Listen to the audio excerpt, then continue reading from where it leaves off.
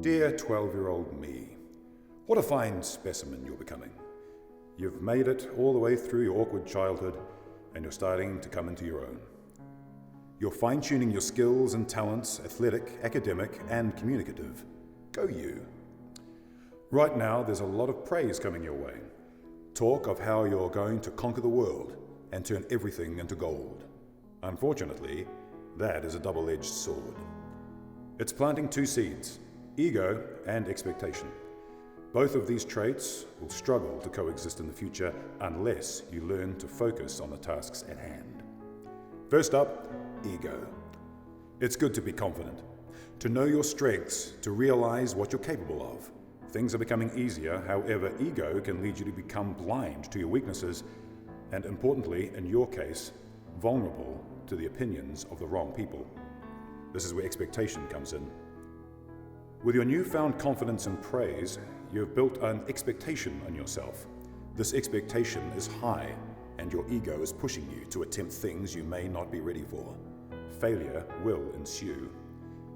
While you're not afraid of failure, you are afraid to let down, disappoint, or offend those around you.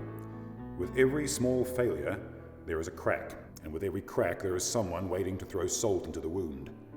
For some, it's easier to pull down than to pick up. Ego has left you blind to the intentions of these people, and you take it to heart because you, my friend, are sensitive. How sensitive? In a couple of years' time, you're going to cry like a baby in a film called Armageddon. It's embarrassing. Let's not go into it. So why am I telling you this? I'm telling you as a warning that you are susceptible to the opinions and the sensitivities of others. So beginneth the lesson. Lesson number 1, don't act dumb. Acting dumb to make others feel comfortable is like putting diesel into a petrol car to make it run slower. You'll end up doing massive damage that will be costly to repair, and it may never be the same again.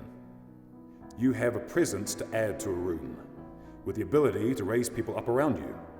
You're not making anyone feel better about themselves by dropping yourself to the floor.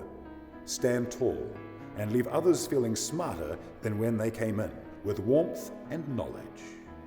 Lesson number 2. To be yourself, you have to risk being offensive. For some people, being offensive is a sport. They will unfairly criticize you to feel good about themselves. They'll go home, get out of bed the next day, and carry on. If you let this affect you, you'll start to change, your personality chipped away in an attempt to fit in. If this happens, you won't get out of bed at all.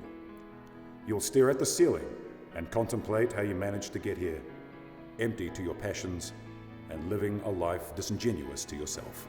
Right now, you don't know what disingenuous means, but you will cross paths with people who will show you exactly what it means.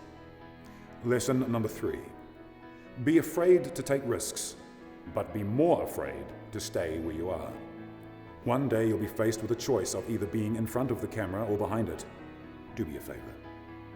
Go in front of it. The only reason you'd put yourself behind the camera is to avoid the appearance of exhibitionism. You're a show-off. Everyone knows it. Just embrace it. One of the worst things in the world is constantly playing catch-up with a decision one made in their youth. If you take all of this advice, you're halfway there. The final puzzle piece is perhaps the one slice of advice that will allow an opinionated extrovert to make the most of the skills he has. Be humble. Always acknowledge and be grateful to those positive people in your life and the contributions they've made to it. Listen and learn from those around you. Stand fast in your truths and always be open to change. Life is a banquet. If you follow my advice, you will feel worthy of your place at the table.